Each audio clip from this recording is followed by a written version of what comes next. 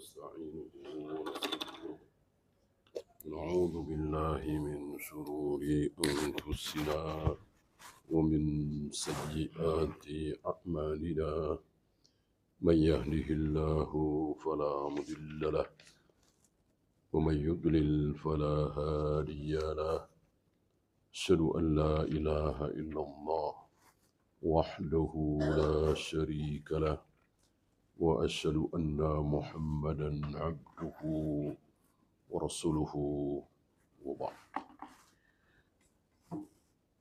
Terakhir, tertusuk duri. Tertusuk duri, sebuah penyakit, sebuah rasa tidak enak yang mungkin paling ringan. Kalau kita terima dengan sabar, maka bisa menghapus dosa. Ya.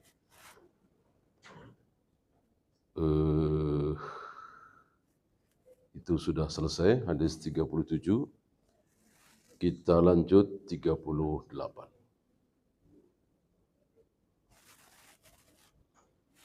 Wa 'an ibni Mas'ud radhiyallahu anhu qala dakhaltu 'ala an-nabi sallallahu alaihi wasallam. Kata Ibnu Mas'ud, turjumanul Quran ini, aku masuk menjenguk Nabi sallallahu alaihi wasallam wa huwa luar biasa. Faqultu, aku berkata, ya Rasulullah, innaka tu'aku wa'kan syadida. Ya Rasul, engkau sakit begitu parah. Terlihat dari wajahnya, matanya, menggigilnya. Dijawab oleh Nabi, ajal, ya. Ya. Inni u'aku kama yu'aku rajulani minkum. Betul. Aku diberi demam, ya, 2 kali dari manusia pada umumnya.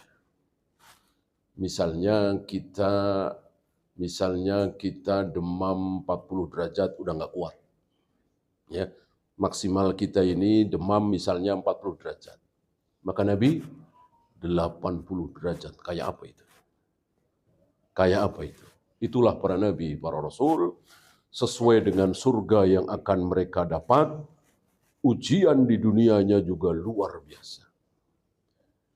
Tidak ada manusia yang diuji seberat Nabi. Seberat para Nabi, para Rasul, dan ujiannya itu justru yang tidak enak bagi Nabi tersebut. Misal, Nabi itu manusia paling pemalu. Bahkan para sahabat mengatakan beliau lebih malu dari wanita-wanita, gadis-gadis yang dipingit. Salah satu sifat mulia adalah malu. Gitu ya. Tiba-tiba diuji dengan sesuatu yang sangat memalukan. Padahal beliau pemalu. Gitu. Apa? Disuruh menikahi mantunya. Mantu tanda kutip ya. Karena istrinya Zaid bin Harithah itu sudah seperti anak beliau. Nikah dengan seorang wanita cantik bernama Zainab. Sebagai seorang laki-laki, sama seperti kita, bahkan beliau lebih laki-laki dari kita semua. Ada apa ya? Ada perasaan gitu. Ya biasalah. Ya kita sebagai laki-laki kan pasti ada perasaan. Cuman kan nggak ada yang tahu. Itu rahasia hati kita masing-masing kan? Dan nggak masalah, sekedar perasaan. Yang dosa kalau kita telepon dia, kita chat dia, kita ajak dia makan bareng, itu yang dosa. Sekedar perasaan. Perasaan kan Allah yang memberi. Kita nggak bisa bikin perasaan kan? Saya mau cinta sama dia, saya nggak mau cinta sama dia, nggak bisa. Ya, mungkin kita punya perasaan terhadap teman kita, tetangga kita, mungkin sepupu kita dan seterusnya. Ini hal yang biasa. Cuman kan nggak ada yang tahu. Justru ini Nabi dipermalukan oleh Allah, dibongkar, ya, diabadikan itu dalam Al-Quran.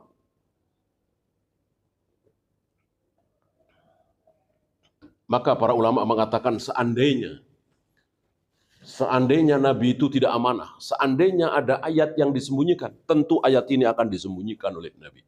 Karena ayat ini bikin beliau malu semalu-malunya. Ya bagaimana? Kalau bahasa kasar kita naksir sama mantunya sendiri. Kan begitu. Dan akhirnya apa? Akhirnya justru Allah perintahkan beliau, bukan perintahkan ya, Allah nikahkan. Satu-satunya pernikahan yang walinya langsung Allah dari atas arsy-Nya.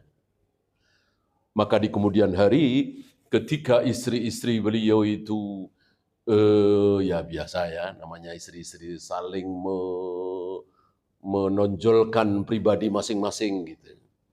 Menceritakan kehebatan diri mereka masing-masing. Zainab selalu menonjolkan ini. Yang menikahkan kalian dengan Rasulullah adalah ayah-ayah kalian, wali-wali kalian. Sedangkan yang menikahkan aku dengan Rasulullah adalah Allah langsung dari atas arsy-Nya dengan kalimat falamma qada Zaidum minha watara. Ketika Zaid sudah menceraikan dia, maksudnya Zainab, aku nikahkan engkau dengan dia, dengan Zainab. Sebuah akad nikah yang ada langsung di Al-Quran. Ya. Nah, begitu kira-kira. Justru yang paling berat bagi beliau itulah. Gitu. Kalau beliau diuji dengan lapar, beliau diuji dengan sakit, haus, udah biasa. Ya, artinya seandainya beliau disuruh memilih, ini diuji dengan dipermalukan seperti ini, apa aku uji dengan lapar seminggu misalnya. Insya Allah beliau milih lapar seminggu. Karena beliau sangat pemalu. Ya.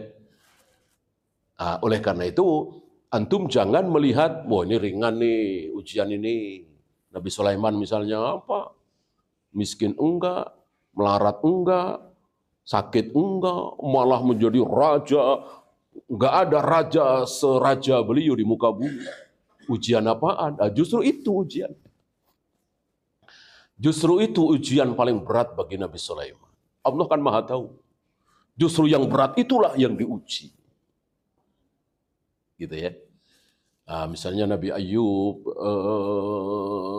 dari kecil, Nabi Ayub itu paling nggak kuat, sakit. Gitu. Justru karena paling nggak kuat sakit, maka dibikin sakit 8 tahun, sakit menjijikkan lagi, sakit kulit. Ya. Nah, begitulah para nabi, para rasul. Nah, di sini Nabi kita Muhammad SAW diuji dengan demam, ya mungkin sekitar 80 derajat. Kayak apa rasanya? Kayak apa rasanya? Qultu, mendengar itu, aku mengatakan, Ibnu Mas'ud mengatakan, dzalika anna laka ajrain. Kalau begitu engkau mendapatkan 2 pahala ya Rasul. Nah, karena pahala sesuai dengan bentuk musibah. Ya. Kepleset, sabar, dapat pahala. Bukan kepleset lagi, ini jatuh sampai luka-luka, sabar, lebih besar lagi pahalanya. Ini jatuh dari tebing sampai kepalanya bocor, bersabar, lebih besar lagi pahalanya. Ini jatuh dari motor, kaki kanannya harus diamputasi, sabar, lebih besar lagi pahalanya, dan begitu seterusnya. Ya. Besarnya pahala sesuai dengan besarnya musibah. Maka wajar kalau para nabi, para rasul adalah manusia-manusia yang panen pahala. Karena ujiannya luar biasa. Dzalika anna laka ajrain. Kalau begitu engkau mendapatkan pahala 2 kali lipat ya Rasul. Dijawab oleh Nabi, ajal. Dzalika kadzalik. Iya begitu. Ma min muslimin yusibuhu adza. Seorang muslim yang tertimpa penyakit sakit, syaukatun fama fauqaha, walaupun sekedar tertusuk duri. Illa kafarallahu biha sayyi'atih, maka pasti dosa-dosanya diampuni. Itu tertusuk duri, apalagi tertusuk paku. Apalagi kena penyakit paru, gula, kanker, dan seterusnya, maka seorang muslim itu selalu berada dalam kebaikan. Ya. Sehat, makmur, kaya raya, baik. Nggak buruk itu bagi seorang muslim, asal apa kemarin? Asal bersyukur. Ya, kaya, sehat, makmur, duitnya banyak. Ya, apakah menjadi dosa? Tidak, asal bersyukur. Sebaliknya miskin, melarat, sakit-sakitan, itu pun baik asal bersabar. Bahkan ratusan tahun para ulama berselisih, ini mana yang lebih baik nih? Yang bersabar, yang mendapatkan nikmat kemudian bersyukur, apa yang mendapatkan musibah kemudian bersabar. Berselisih para ulama. Yang jelas dua-duanya baik. Ajaban li amril mu'min, inna amrahu kullahu lahu khair. Sungguh menakjubkan keadaan seorang muslim itu, kata Nabi. Nanti akan sampai hadisnya ya. Nabi aja takjub. Nabi saja heran dengan keadaan seorang muslim. Kenapa? Inna amrahu kullahu lahu khair. Nggak pernah jelek, nggak pernah buruk. Selalu baik. Kaya baik, miskin baik. Sukses baik, gagal baik. Sehat baik, sakit baik. Dan seterusnya. Asalkan tadi, syukur, sabar. Sabar, syukur. Syukur, sabar. Sabar, syukur. Ini luar biasa. Ini seorang muslim. Oleh karena itu, naik menjadi tinggi ketika apa? Ketika tertimpa musibah dan bersyukur. Ini jarang ya, tapi insya Allah ada. Ya, insya Allah ada. Dapat penyakit liver misalnya ya, dia bersyukur, alhamdulillah, daripada kanker misalnya, ya kan? Dia selalu melihat yang lebih tidak beruntung. Gitu. Kalau orang-orang kafir kan tidak ya. Orang punya mobil 3 mewah semua, dia kurang. Karena yang dia lihat teman-temannya, saudaranya yang mobil mewahnya 5, 6. Nah, begitu orang kafir. Orang muslim jangankan punya mobil 1, nggak mewah ya. Sakit saja bersyukur. Karena yang dia lihat yang jauh lebih tidak beruntung. Ya. Ya, saya udah seminggu ini nggak bisa jalan. Ya. Tapi alhamdulillah masih bisa ngomong. Gitu. Dia ingat temannya, saudaranya yang stroke-nya nggak bisa ngomong. Sakit sekali kan? Sedih sekali kan? Nah begitu kira-kira. Ini luar biasa, sangat luar biasa seorang muslim. Maka nanti seorang muslim itu panen pahala bukan cuma dari sholatnya, bukan cuma dari saumnya, bukan cuma dari zakatnya, baca Al-Qur'annya, sodakohnya, jihadnya, bukan. Tapi dari sakit, kepleset, terjatuh, tertusuk duri, hatta syaukatu yushakuha. Asal dia bersabar, panen pahala dia.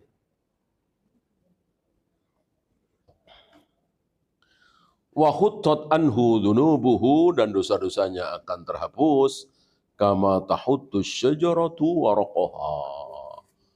Diibaratkan oleh Nabi seperti pohon yang menggugurkan daun-daunnya. Begitulah dosa seorang muslim berguguran seperti daun-daun kering.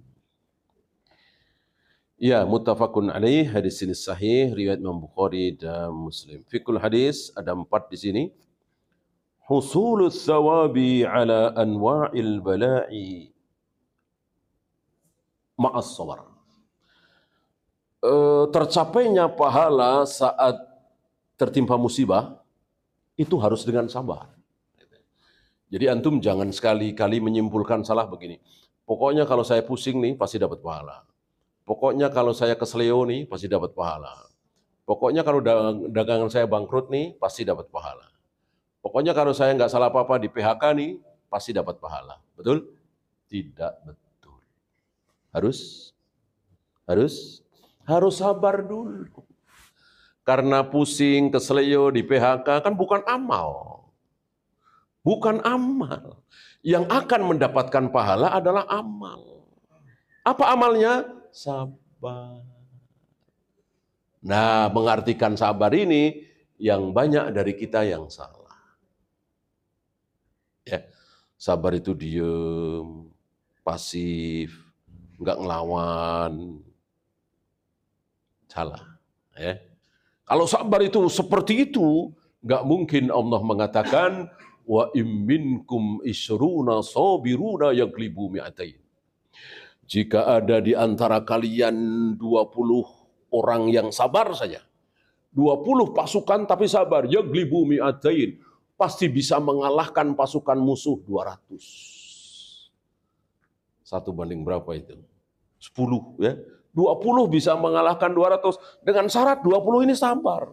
Coba kalau sabar itu diem, pasif, meneng, anteng, nggak aktif, ya gimana? Bisa mengalahkan 200 pasukan, 10 kali lipat.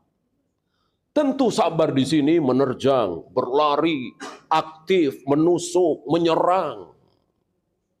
Gitu ya. Nah, beda lagi ketika ibu kita marah-marah. Ibu ya, bukan istri. Ibu kita marah-marah. Padahal kita nggak salah. Ibu kita marah-marah, gebrak meja, banting. Kita diem. Ah, itu sabar. Itu benar sabar. Bukan ibu satu kata, kita satu kata. Ibu satu kalimat, kita satu kalimat. Ya. Jadi ada kalanya sabar itu begini, ada kalanya sabar itu begitu. Masih ingat ada berapa? Begini, begitu, 2, ada 1 lagi. Ya. Sabar ketika kita melaksanakan perintah Allah, sabar ketika kita menjauhi larangan Allah, 1 lagi sabar saat kita menerima musibah. Jadi ada 3. Bentuknya sama? Enggak sama. Enggak sama. Kapan sabar itu kita aktif, lincah, berbuat, bersungguh-sungguh ketika melaksanakan perintah. Ketika sholat, ketika baca Al-Quran, ketika jihad apalagi, ketika haji, ketika umroh. Tentu kita aktif, nggak diem. Gitu. Beda ketika ibu kita marah-marah tadi. Ya. Nah, maka disimpulkan oleh para ulama dengan kesimpulan yang bagus. Apa itu sabar? Habsun nafsi ala ta'atillah. Menjaga diri selalu taat kepada Allah. Yang penting taat. Asal taat berarti sabar. Kan taat kepada Allah itu ada kalanya diem tadi, ada kalanya bunuh orang. Ya. Taat tapi bunuh orang. Kalau nggak bunuh malah dosa kita. Kita dibunuh, ya, jihad, perang, kan kita harus sabar. Itulah, kita harus membunuh, itulah sabar. Gitu. Yang penting taat. Yang penting taat. Maka antum tahu, seandainya Nabi Ibrahim waktu itu disuruh nyembelih putranya Nabi Ismail, lalu Nabi Ibrahim diem, ngelamun, tiduran, mikir, nggak disembelih-sembelih itu anaknya. Berarti Nabi Ibrahim tidak sabar. Berarti Nabi Ibrahim tidak sabar. Begitu Nabi Ibrahim ambil golok, diletakkan di leher putranya dan siap menyembelih, disitulah Nabi Ibrahim sabar. Maka ketika Nabi Ibrahim mengatakan, inni ara fil manam anni adbahuka Ismail, putraku, Tadi malam aku bermimpi menyembelih engkau. Mimpi Nabi pasti wahyu. Nggak ada Nabi mimpi bukan wahyu. Artinya, aku diperintahkan oleh Allah lewat wahyu dalam mimpi itu bahwa aku harus menyembelih engkau. Apa jawab Ismail? Ya abatif alma tu'mar, satajiduni insyaallahu minas sabirin. Lakukan apa yang Allah perintahkan, wahai ayah. Insya Allah aku, ayah juga, sabar. Jadi dengan menyembelih itu, ketika Nabi Ibrahim menyembelih, Ismail siap disembelih, dua-duanya sabar. Ketika Nabi Ibrahim tidak mau menyembelih, Nabi Ismail tidak mau disembelih, padahal itu perintah Allah, berarti dua-duanya tidak sabar. Berarti sabar adalah, apa tadi? Taat. Sabar adalah taat. Taat adalah sabar.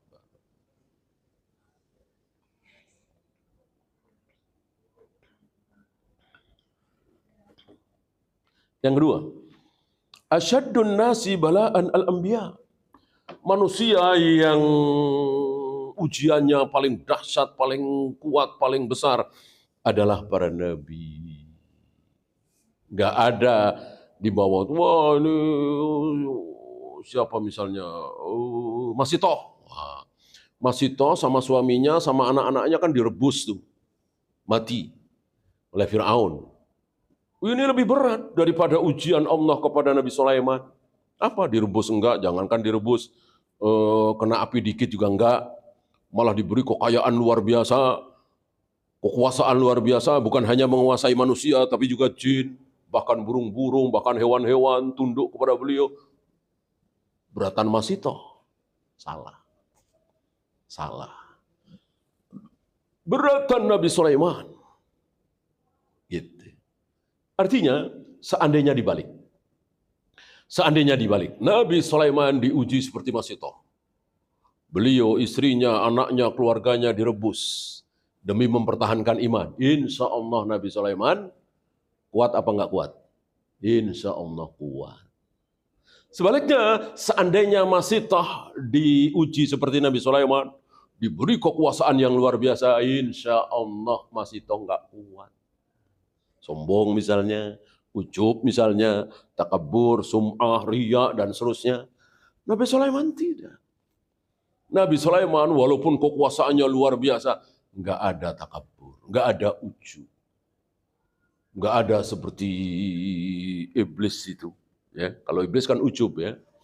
Saat iblis berhasil memimpin para malaikat, menumpas bangsa jan dari bangsa jin yang berbuat kemaksiatan, menumpahkan darah di muka bumi, sukses besar iblis memimpin para malaikat, ada ujub di hati iblis. Dan Allah Maha tahu, Jibril, Mikail, dan siapapun nggak tahu hati iblis. Allah Maha tahu. Maka Allah uji iblis. Dan ternyata tidak kuat. Akhirnya iblis menjadi makhluk terburuk di jagat raya alam semesta. Tidak ada syubhat ya. Nggak ada sebodoh-bodoh seorang muslim, sebodoh-bodoh seorang manusia mengatakan iblis itu baik, iblis itu bagus. Nggak ada. Nggak ada. Sementara selain iblis banyak. Ya. Hari ini dieluk-elukan sebagai pahlawan Islam. Ya. Al-Farabi misalnya, Ibnu Sina misalnya. Ternyata bukan pahlawan. Ya. Sebaliknya ada yang dicaci maki, Ibnu Taimiyah, Muhammad bin Abdul Wahab dicaci maki. Padahal beliau ulama mulia. Ada syubhat, ada kesalahan ya dalam penilaian. Adapun iblis nggak ada. Nggak ada seorang muslim pun yang paling bodoh mengatakan iblis itu mulia, iblis itu hebat. Nggak ada. Kecuali orang gila, tidak waras barangkali ya. Gara-gara kesombongan iblis.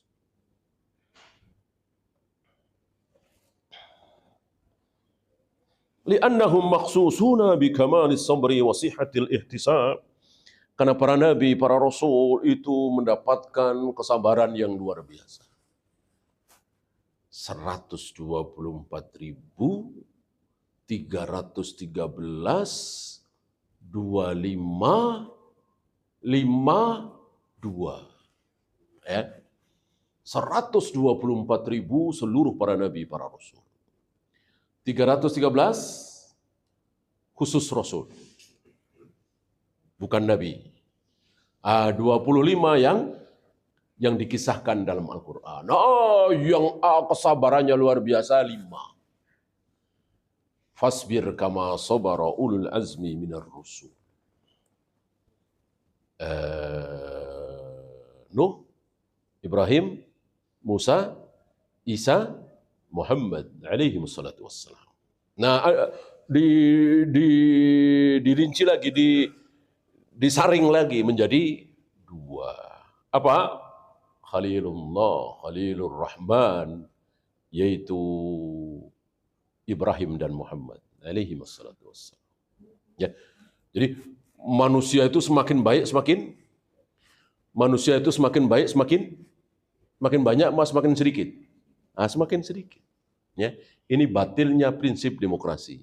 Karena demokrasi kebalik, ya. Semakin banyak, semakin disetujui orang banyak, berarti semakin benar. Dalam Islam tidak.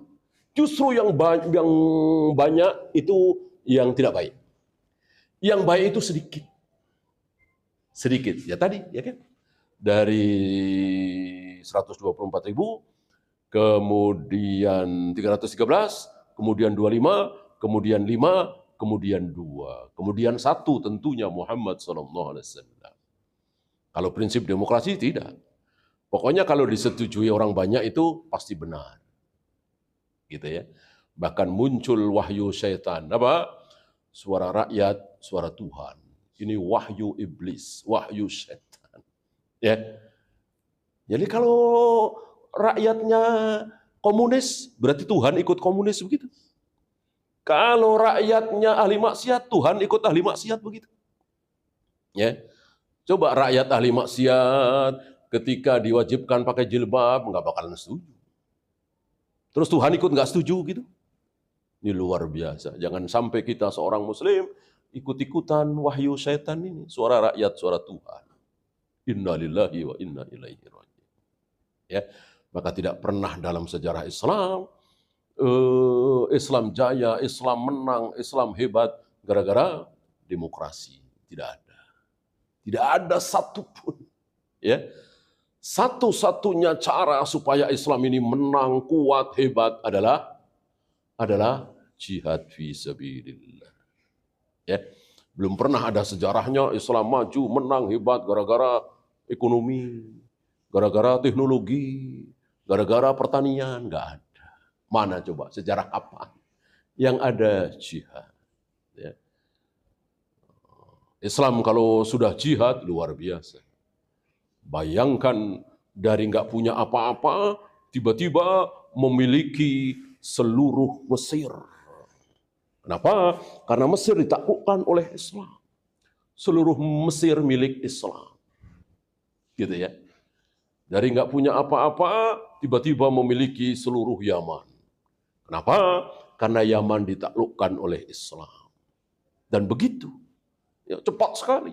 Ya bayangkan, cuma 23 tahun, yang 13 tahun jangan dihitung ya. Yang 13 tahun kan belum ada jihad, belum ada perang. Bahkan 13 tambah 2 lah, sekitar 15 tahun jangan dihitung. Ya, berarti cuma sekitar 8 tahun. Mulai jihad itu Nabi 8 tahun terakhir. Ya, luar biasa. Itu superpower dunia Romawi dan Persia ketakutan. Ditantang oleh Rasul dan para sahabat di Tabuk, 20 hari ditunggu di Tabuk, nggak berani datang. Heraklius itu. Kalau sekarang ya Amerikanya lah, atau Rusianya gitulah ya. Yang paling kuat superpower dunia hari itu. Ditantang oleh Rasul dan para sahabat untuk saling membunuh, saling berjihad, nggak berani datang. Ya. Bagaimana kalau kalah, mati? Kalau mati, mendapatkan jutaan kali lebih hebat dari Romawi, dari Persia, dari dunia. Apa? Surga. Apa yang ditakuti dari jihad? Menang mendapatkan keutamaan luar biasa, kalah surga. Apa yang ditakuti? Nah, justru yang takut orang-orang kafir. Orang-orang kafir mendengar kata jihad, ketakutan luar biasa. Maka mereka berusaha merusak Islam dari dalam, melemahkan Islam dari dalam, bikin hadis-hadis palsu. Salah satunya katanya sepulang Nabi dari perang Badar, beliau mengatakan roja'na minal jihadil asghar ilal jihadil akbar. Kita baru saja pulang dari perang kecil, kita akan menuju perang besar. Apa perang besar ya Rasul? Jihadun nafsi. Perang melawan hawa nafsu. Ini hadis palsu. Ini bukan sabda Nabi SAW. Ya, secara matan jelas ini maudhu, palsu. Secara sanad, secara matan, ya bagaimana? Orang jihad itu meninggalkan istrinya, meninggalkan anaknya, meninggalkan kekayaannya, meninggalkan status sosialnya, siap mengorbankan milik dia satu-satunya yaitu nyawa. Tiba-tiba dia belum bisa mengalahkan hawa nafsu. Ya tentu sudah. Dia sudah mengalahkan hawa nafsu ketika dia meninggalkan anaknya, istrinya, kekayaannya. Pergi untuk membela agama Allah, li'i'la'i kalimatillah walibtigha'i mardatillah, siap-siap mati mengorbankan nyawa milik dia satu-satunya, tentu dia sudah bisa melawan hawa nafsunya. Kalau dia tidak bisa melawan hawa nafsunya, ya nggak berangkat. Enak-enakan di rumah bersama anak istrinya, kan begitu. Itu yang terjadi orang-orang munafik seperti itu.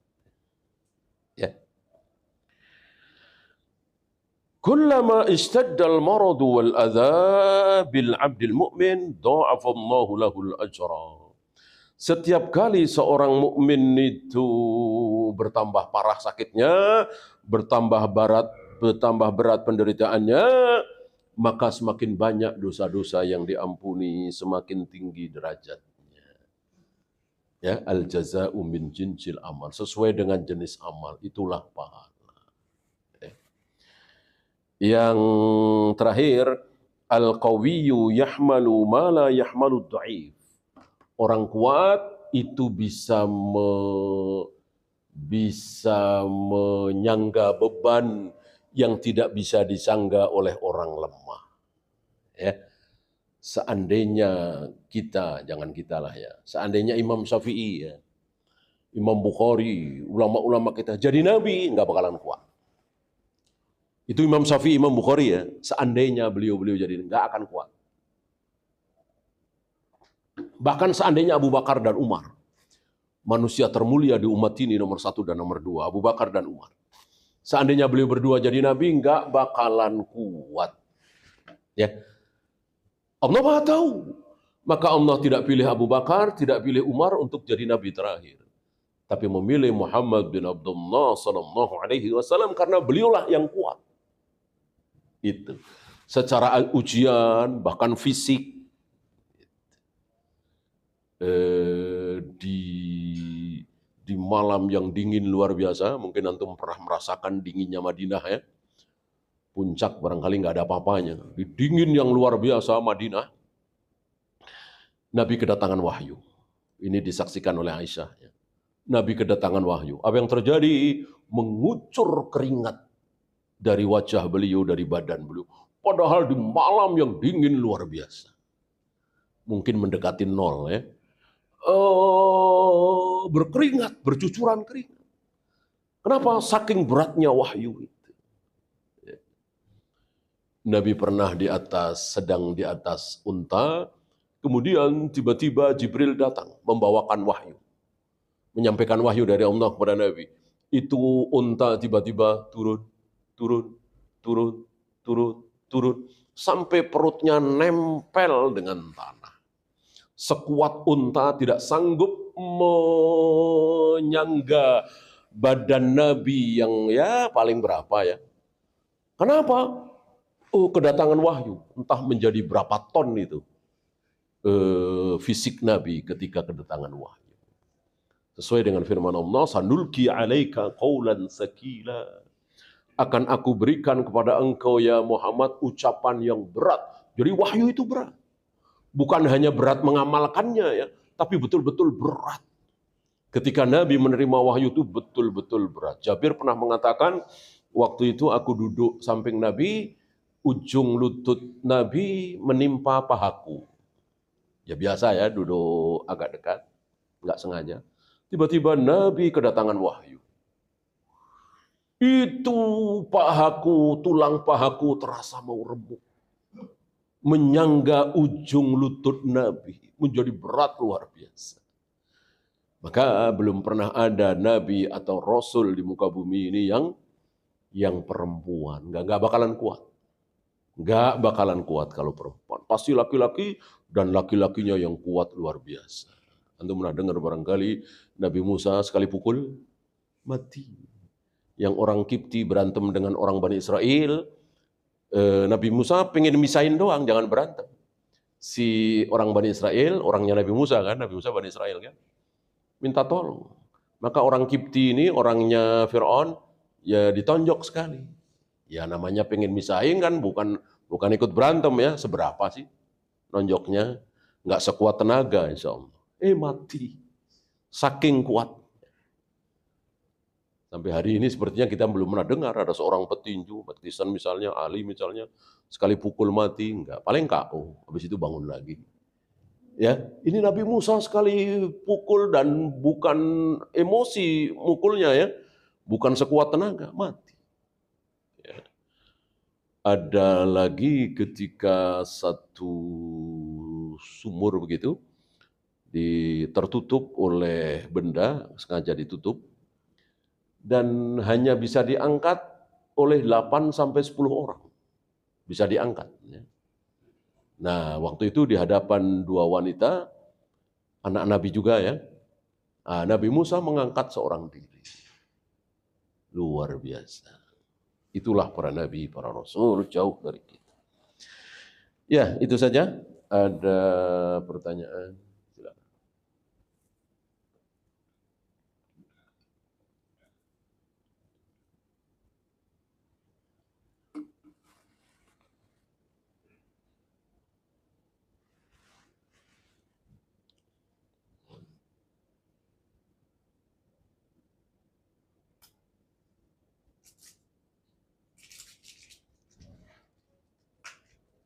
Apa hukum lelaki muslim menikah dengan wanita Kristen?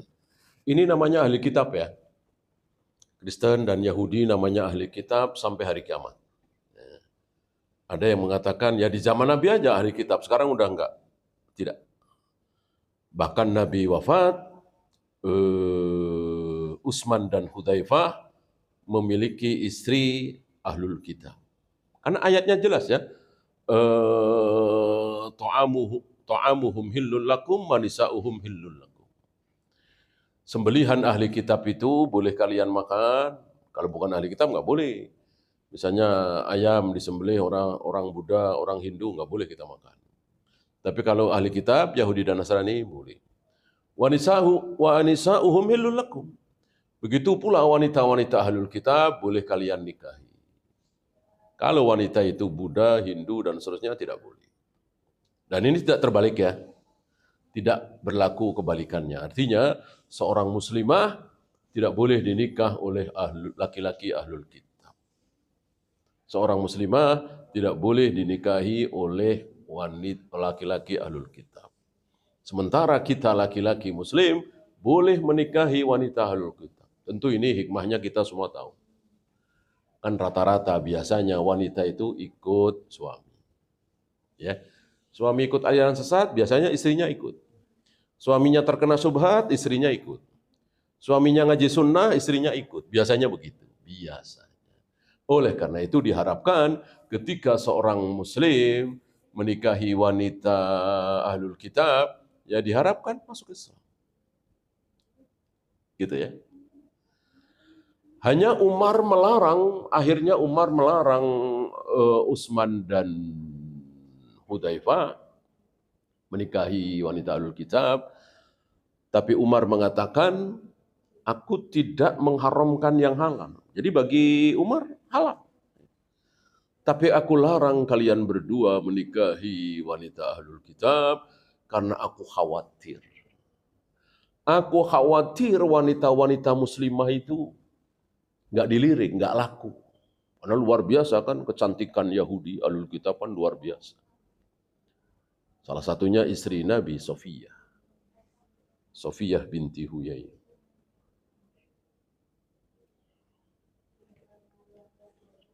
Bolehkah ikut pemilihan RT yang wanita juga ikut memilih? Yang hal-hal seperti ini tuh mestinya Ya mestinya kembali di zaman dulu itu ya, udah nggak usah melibatkan banyak orang, kumpul saja yang kira-kira berilmu.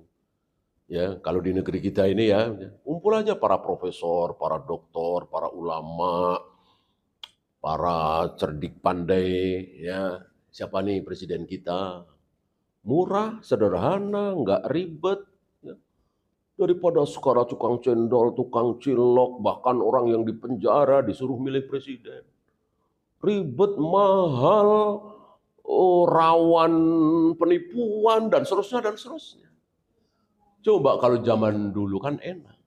Memang orang-orang pintar itu yang berhak memilih siapa presiden kita. Ya orang-orang bodoh, ahli maksiat disuruh milih. Ya, maka jadilah yang jadi pemimpin, yang jadi gubernur, yang dari wali kota, ternyata preman. Ternyata SMP aja nggak lulus, ternyata ahli maksiat. Ya emang mereka milih, yang milih orang-orang bodoh. Ya. Coba kayak kalau yang milih itu para kiai, profesor, doktor. Ya. Jadi ya lihat, sekelas Ibnu Mas'ud saja, terjemahanul Quran, sekelas Ali bin Abi Thalib saja, nggak ikut-ikutan dalam pemilihan Abu Bakar sebagai khalifah. Apalagi Umar. Umar nggak ada satupun yang ikut dalam pemilihan Umar. Cuman Abu Bakar seorang diri. Abu Bakar mengatakan, sepeninggalku nanti, yang akan menggantikan aku sebagai khalifah adalah Umar. Selesai. Mudah, murah, sederhana. Tidak ada sogok-sogokan ini dan itu. Islam luar biasa. Hanya sayang Islam ditinggalkan. Milih cara orang-orang kafir, cara-cara Yahudi dan Nasrani, melibatkan banyak orang, segala orang gila, segala para pelacur, para germo, para pengedar narkoba disuruh milih presiden. Ya hancur-hancuran. Saat khutbah Jumat dilarang bermain handphone. Apakah khotib menggunakan HP juga dilarang? Bukan masalah handphonenya ya, bukan masalah HP-nya. Kalau khotib ini membaca Al-Quran, kebetulan ada di handphone, ya nggak masalah. Nggak masalah. Yang jadi masalah, jamaah ini kan harus menghadap ke khotib, memperhatikan khutbahnya khotib. Kalau dia main handphone, ya tentu perhatiannya ke handphone. Apalagi ada video, apalagi chattingan, segala macam. Bahkan para sahabat memainkan kerikil saja nggak berani, dilarang oleh Nabi. Kerikil, insya Allah kerikil diputar-putar nggak mengganggu konsentrasi. Sering kan kita konsentrasi nonton apa, dengerin apa, sambil muter-muter kerikil atau apalah. Nabi melarang. Gitu ya. Jadi jangan terjebak dengan handphonenya. Menemukan dompet yang ada identitasnya dan uangnya, apakah boleh mengambil uangnya? Ya nggak boleh. Kan udah jelas itu milik si fulan. Ya. Ya harus dikembalikan. Biasanya kan ada nomor teleponnya, alamatnya. Nggak boleh. 1.000 perak, 500 perak juga nggak boleh. Kecuali itu uang 50 ribuan atau 20 ribuan di jalanan, di lapangan, di masjid, di tempat umum. Boleh kita ambil. Sebagaimana hadis yang sudah lewat ya, Ma'an bin Yazid ya. Nabi juga pernah seperti itu. Mendapati sebutir kurma, jelas bukan milik beliau. Beliau ambil, beliau mau makan. Hanya beliau batalkan, ditaruh lagi karena beliau ingat di sekitar sini ini ada kurma zakat. Kan beliau dan seluruh keluarga beliau haram memakan harta zakat. Ya, artinya jika kita menemukan harta yang tidak seberapa, 20 ribu misalnya, 50 ribu misalnya, di tempat umum, jalanan, lapangan, boleh kita manfaatkan. Beda kalau sudah puluhan juta, ratusan juta ya, harus diumumkan selama setahun. Wallahu. Ada lagi? Kalau tidak ada, kita akhiri. Subhanakallahumma bihamdika.